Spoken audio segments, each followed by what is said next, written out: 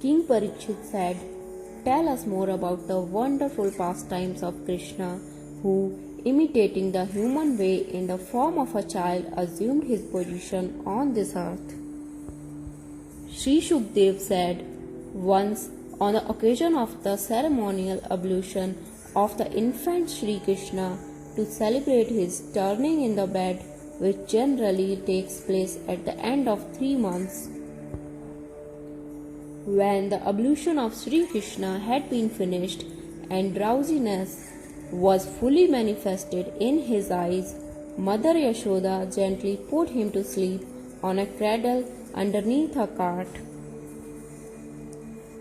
While engaged for the ceremony, she, providing the guests from all over Braj to their liking, did not hear any of the cries of her child, who, wailing to be fed, angrily kicked around its legs.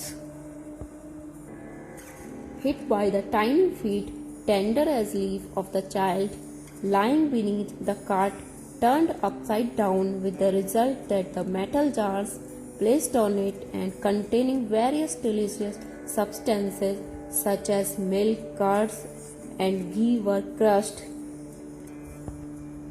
Its wheels and axle inverted and its pole shattered.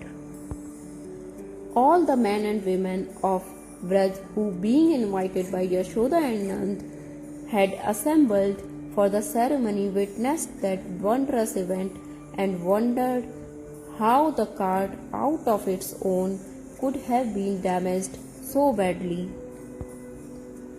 The children told the wondering cowherds that the cart had been knocked down with the foot by Sri Krishna while crying. They, unaware of the inconceivable power of that small baby, could not believe it. The cowherds thought that all that they had heard was but the child prattle.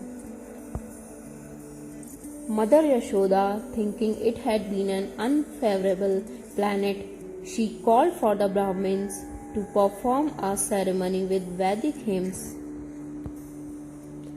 The great demon Hiranyaksh had a son, Utkach by name. He was exceedingly powerful and well built. In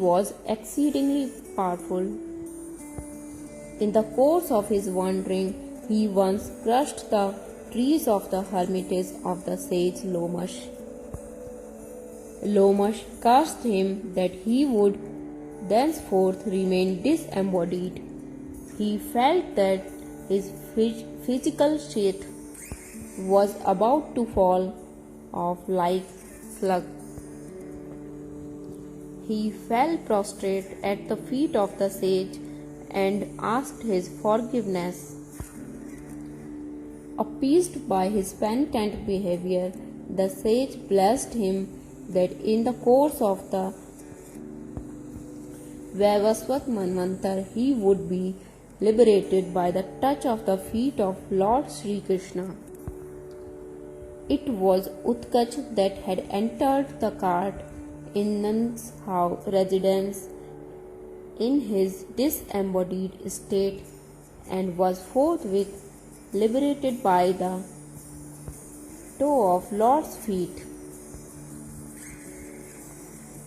One day, when Sri Krishna had just attained the age of 1 year, Yashoda, while she was busy fondling her son, seated in her lap, could not bear the child's weight because he became as heavy as a mountain peak. Astonished about the pressing weight, she put the child on the floor. Next, she turned to Narayan and engaged herself in her worldly duties. A demon, Trnavarta by name and a servant of Kans, particularly directed by him, appeared in the form of a whirlwind, enveloping the entire Gokul in particles of dust and blinding the eyes of all, and carried away the sitting child. For an hour, or so, Vraj remained enveloped in dust and darkness. Yashoda did not find her son on the spot where she had set him. The people could not see themselves or each other anymore because of the sands blown up and were disturbed and confused. Not finding any trace of her son in the shower of dust and repeatedly thinking of him, the helpless mother Yashoda lamented and dropped on the ground like a cow whose calf had died. After the fierce dust storm of the whirlwind had ceased and she could not find her son, the other cowherd women, with their faces full of tears, all in sympathy, wailed along with her crying. After Trnavarta had assumed the form of the whirlwind and thus had swept away Lord Krsna, he, reaching the top of the atmosphere, could not get higher with him, getting heavier and mightier, and so he lost his strength. Taking that wonderful child to be a rock of sapphire because of his being heavier, he could not cast him away, caught as he was by the throat. Grasped by the throat, he was powerless. His eyes popped out while he choked and lifeless together with the child fell down to the ground of Vraj. The gathered, sobbing cowherd women all together saw him fallen out of the sky upon a slab of stone with all his limbs broken, like Tripurasur pierced by the arrows of Lord Shiva. Totally surprised to find Krishna in good health sitting on his chest, they picked up and restored him to his mother. All the people experienced excessive joy to get back the child, sound of body, though taken away by the ogre through the air and extricated from the jaws of death. One day, taking up the child and placing him in her lap, the blessed Yashoda, overwhelmed with affection, made him suck her breast, overflowing with milk. O king, when he was done and yawned, Mother Yashoda saw the following vision.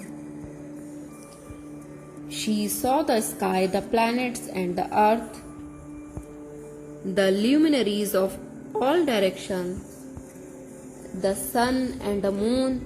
She saw fire, the air and the seas with the continent, the mountains, their daughters, the rivers, the forests, and all creatures moving and not moving.